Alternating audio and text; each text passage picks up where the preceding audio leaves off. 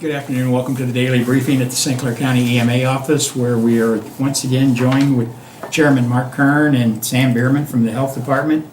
Sam, I hope you had a rest of the afternoon yesterday, Labor Day, but it's back to the grind. It is. It's Groundhog Day. Every day we feel like we're doing the same thing. So as of today, 70,414 St. Clair County residents have been tested, which is an increase of 535 from yesterday. We are at 6,356 positive test results, which is an increase of 50 from yesterday. And that does include both males and females from under the age of 10 up to their 70s. Our daily county positivity rate is 9.3% today. And we are at 64,058 negative test results. Unfortunately, we are adding 2 new deaths today, which brings St. Clair County's total to 178. The first was a female in her 70s with unknown health conditions, and the second was a male in his 90s with unknown health conditions. And as always, our sympathies go out to their families. For those who have completed the IDPH required 10-day isolation period, we are at 5,599. And for state totals, 4,478,710 have been tested, with 252,353 positive test results, which is an increase of 1,392 from yesterday. And for deaths, the state is reporting 8,186, which is an increase of 7 from yesterday. For our hospitalization numbers, the first set is for hospitals that are in St. Clair County. Currently, we have 46 patients that are admitted due to COVID-related reasons, and 4 of those individuals are on ventilators. And our hospitalization numbers for the region, currently we have 93 patients that are admitted due to COVID-related reasons, and 10 of those individuals are on ventilators. We have no changes in our congregate living facility list today. And as a reminder, tomorrow, Wednesday, September 9th, we will have testing in Fairmont City at the Fairmont Community Center from 10 a.m. to 12 p.m. and from 1 p.m. to 3 p.m. So if you're in that area, please feel free to go out. And just as a reminder, you don't have to be from Fairmont City to go there. Anybody in the surrounding communities is welcome to go to any test site we have. So please go out and get tested if you would like to do so. And I will turn it over to Chairman Kern for his update. Thank you, Sam. We'll move into the zip code report. At this time, we'll start with every zip code in St. Clair County is named here. And remember, these are the number of people in those counties that are COVID positive. This is a cumulative number, so this really started back in March or April. So this is the cumulative number of positives in these particular zip codes. 62059 remains the same today at 11. 62201 goes up 1 to 227. 62203 stays the same at 186. 62204 goes up 2 to 130. 62205 stays the same at 190. 62206 stays the same at 420. And 62207 goes up 2 to 234. 62208 goes up 1 to 388. 62220 goes up 2 to 488. 62221 goes up 3 to 599. 62223 goes up 5 to 369. 62225 stays the same at 28. 62226 goes up 4 to 662. 62232 goes up 1 to 174. 62239 stays the same today at 86, as does 62240 remain the same at 31. 62243 goes up 3 to 91. 62254 stays the same at 220. 62255 stays the same at 16. 62257 stays the same at 35. And 62258 stays the same at 162. 62260 goes up 2 to 119. 62264 remains the same at 87. 62269 goes up 3 to 501. 62282 stays the same at 9. 62285 goes up 1 to 74. And finally, 62289 remains the same at 6. Our regional positivity numbers today are 9.8%. So the state pegs our numbers at 9.8 today, and we know our daily county positivity, we calculated at 9.3% today, but our running average is 6.6%, and so that in a 7-day running average. So St. Clair County continues to keep track of these numbers, and Team St. Clair's out there working hard, and it shows in that 6.6. With us today, and he's back for a return appearance. I don't know if this is your second or third time, but Rick Stubblefield is joining us. Rick is the director of the Intergovernmental Grants Department in St. Clair County, and he's been instrumental in a number of programs that have helped St. Clair County and Team St. Clair get through COVID-19, and we appreciate all of your help. Let's talk a little bit about maybe some programs that are available for people that are out there. Are there employers? So we talk about the unemployment rate, but you tell me that employers are still looking for employees out there. We have a lot of employers, Chairman, that are still looking for employees. They're looking to try to, especially in the service industries. We have a lot of manufacturers that are still looking for employers. So there's a lot of really good opportunities available out there.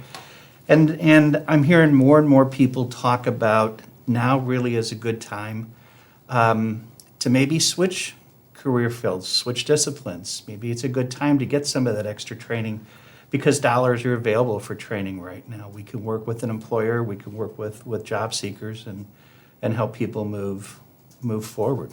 So if a person is out of a job and they want to go to work instantly, they can contact your office and maybe find out about job openings that exist? They absolutely can. We work with a lot of employers, so we have a lot of opportunities that are on the desk and ready to fill. We have a dislocated worker grant in place right now, so we're really, really searching for dislocated workers, meaning people that were laid off due to COVID, because there's been some specific opportunities for those individuals. So we have grant dollars available. And the best thing to do would be to reach out to the Workforce Development Group. You can find their numbers under intergovernmental grants on the St. Clair County website. And Matt Jones is the coordinator of that program. Reach out to Matt. He knows what the opportunities are. He has a great staff working with employers every day. And that can be a real opportunity for a person to maybe decide a new career path.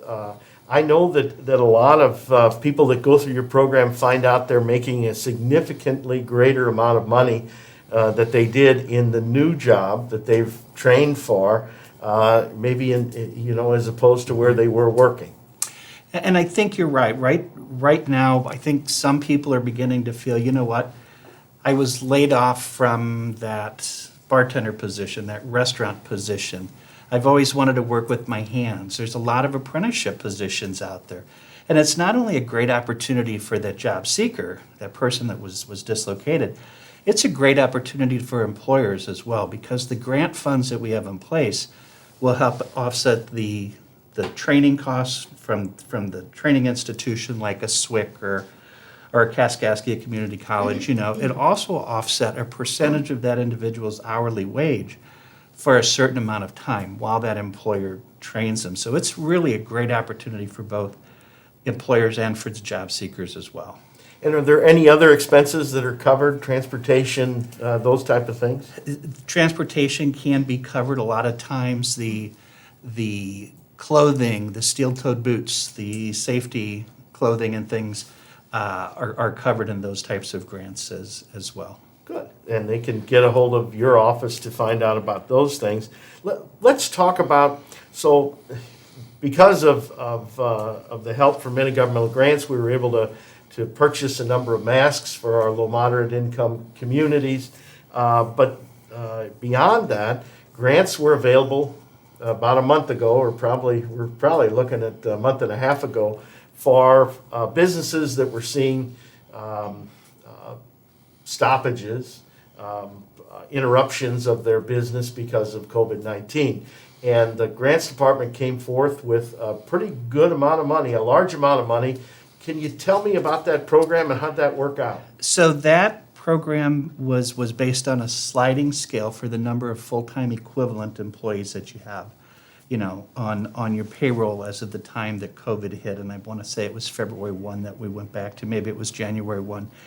And we were able to help quite a few businesses. I think that we made in the neighborhood, maybe just shy of $650,000 in small business loans to businesses that had employees under 25 full-time equivalent employees. Doesn't mean that you had 25 employees, but their time totaled up. So it was ideal for the restaurants and the bars and small employers, bakeries, gyms. And the number was 60-some, wasn't it? I want to say that it was right at 70, maybe 68, 69 businesses, and the grants or the loans ranged from $5,000 to $15,000 per employer, and those were zero interest forgivable loans. And I know I talked to one employer just on another matter a couple of weeks ago, and he said that their business was the recipient of a grant, and it really came in at a good time for them to be able to keep them going through all of this. So today, are we going to announce that maybe there's another round of those grants that might be coming? Yeah, our community development block grant program has done the numbers, and I think that we will be able to probably do another round of the small business interruption loans. And it'll probably be right around that same dollar amount, maybe just under 700,000, maybe right at about 700,000 in funding for small businesses. I would say it'll be 2 weeks before we begin to take applications. A lot of other things going on in community development right this minute, so they just And it started takes a their while. rehab program and things. There are rules, and that you have to Right. ramp up. You just everything. The I's have to be dotted and the T's crossed. That's But, right. in about 2 weeks, that application will be online. We'll certainly bring it up here and remind everyone. But start getting the paperwork in order, and to know that these grants are going to be available. And really, it was a pretty high rate of the people that applied for those grants. The businesses that applied were recipients. Now, you have to be a St. Clair County business to apply. Correct. You have to be a St. Clair County business. There's certain paperwork that we need. Community development has a certain number of rules. You need to have some low income component there, but that might be a worker. That might be the business owner right now because they haven't taken any money out of it for a while. And I think that we were able to fund everybody that applied last time. However, there were a few businesses that pulled their applications, at the last minute. And maybe it had to do with the paperwork that we requested on the back end. But those are things that we have to have in place because these funds will be monitored as they should be. And we want to make sure that we're transparent. We want to make sure that when they come to check and see how we did, that we have everything in place. And I'm sure you will. We will. That's good news. Anything else that you want to report today? No, How's LIHEAP? LIHEAP is open. LIHEAP has a lot of money, but the need is overwhelming. There are thousands and thousands of applications, probably in the 60 to 75 day range to get to a LIHEAP application. Community services block grant money is running very, very low. We won't get through all of those applications. Wish that we could, but that money is gonna run out, and that's the rental assistance. LIHEAP, as you mentioned, for anybody that doesn't know, is the energy assistance we pay. Ameren bills, and some of the municipalities have their own energy. And normally, the LIHEAP funding pretty well makes it through the season, but the CSBG money, is that, how is that? Is that a lottery, or is that first come, first served? That was first come, first serve, and we started taking applications, end of March, 1st of April, and so then middle of June, we switched over to the state system to help Illinois Family First. And, people are still putting them in, but at the end of the day, it takes a while to get through those applications. there's a lot of paperwork that goes with that, a lot of documentation that we have to have, and it takes a while to get it. Landlords have to be involved sometimes, to get us the documents and things that we need. So doing the best that we can with those. Unfortunately, that money is not going to last as long. And a lot of that was CARES Act money that we were able to put forward. Well, there's additional CARES Act money that people are talking about bringing here, so hopefully, if that happens, that'll replenish those funds and we can Right. continue to issue those grants. That would be great.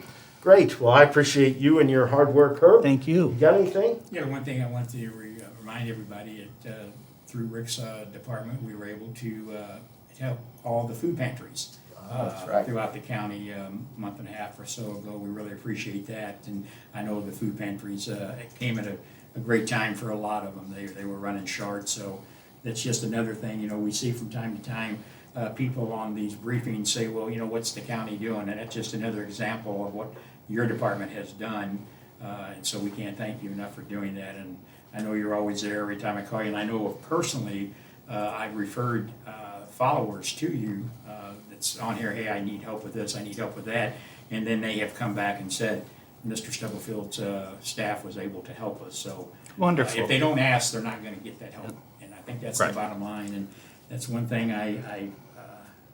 now that I've said the good things, now I'm going to rant just a little bit, because we do still have the naysayers out there that nobody is doing anything. Well, if people don't know you're needing assistance, they're not going to be able to help you.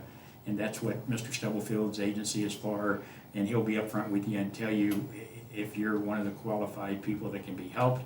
And as you heard him say, there's ways to get that done. So if you're one of those people, just be sure to give him a call at the Intergovernmental Grants Department. And as we say all the time, everybody is stressed. Everybody hates this COVID. There's nobody that hates it, believe me. When I tell you more than the EMS staff, Chairman Kern, and all of us, 179 days we've been here. And you members of Team St. Clair, you've been here with us. We appreciate that. Somebody on here says, can you tell us how many people have been cured and how many current cases are? We post that every day. Sam reported today 5,599 people have completed the required 10-day quarantine. So we post those graphs up there for you to read them. We can't break everything down any further than what is provided to us. So if you would just take a moment and look at what we post on there. As Chairman Kern said, our daily positivity rate, 9.3. Guess what? It went up a little bit. Our regional positivity rate the last 3 days, guess what? 9.8, went up a little bit. So we keep saying we've got to get these numbers down. We've got to get them down more than they are. We're working on these numbers. We're crunching them, crisscrossing them, using different calculators to make sure that our numbers are right, and we know they are here. And that's what we're reporting to you. We have to get them down. We said from the get-go we were concerned about the Labor Day. It's going to be a while before we see the impact of that. I can tell you we had numerous calls today from different functions that people reported that took place over the holiday. Let's just hope and pray that everybody was practicing the social distancing and wearing their mask, and we don't see a big spike as we did in the past holidays. So Daisy will be here to translate this into the Spanish communities in just a few moments, and we're going to leave you, as we have been recently, with a little reminder on how you can help be a part of the solution and not be the problem. We'll see you tomorrow.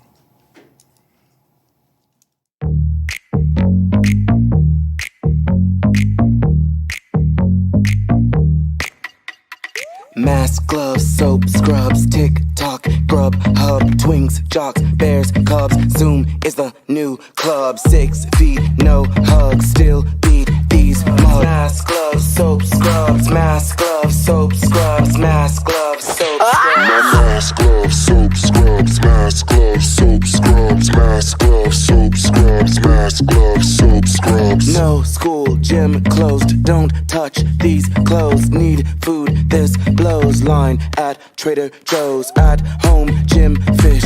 Don't come close, just wave, wave, blow a kiss. Mask for mask, sis. Left, right, swiping on Tinder. What was life like? I can't remember. Needing my haircut, somebody shave her. Where is all of the toilet, babe? Scrubs, soap, scrubs, mask, gloves, soap, scrubs. Okay, dolls, y'all know what time it is. Come on, stay inside and lock the door. Stay inside and lock